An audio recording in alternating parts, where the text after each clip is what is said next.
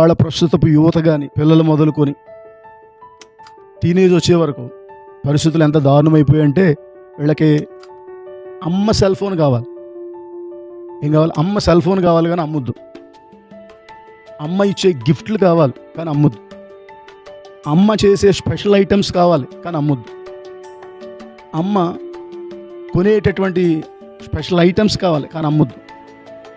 అమ్మ మంచి మంచి డ్రెస్సులు కొనాలి కానీ అమ్మొద్దు.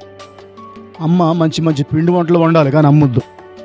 అమ్మ వందలు మొదలుకొని వేలు లక్షల రూపాయలు ఫీజులు కట్టి చదివించాలి కానీ అమ్మొద్దు.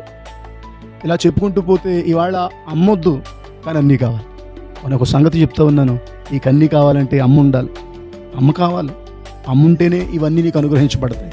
అమ్మ మూలానే ఇవన్నీ నీకు అందించబడతా ఉన్నాయి. ఈ జెన్జీ, ఈ జనాల్ఫా లాంటి యుగంలో నివాసం చేస్తున్నటువంటి యవ్వన బిడ్డలారా, టీనేజ్ వయస్కులరా, ఇది గమనించండి.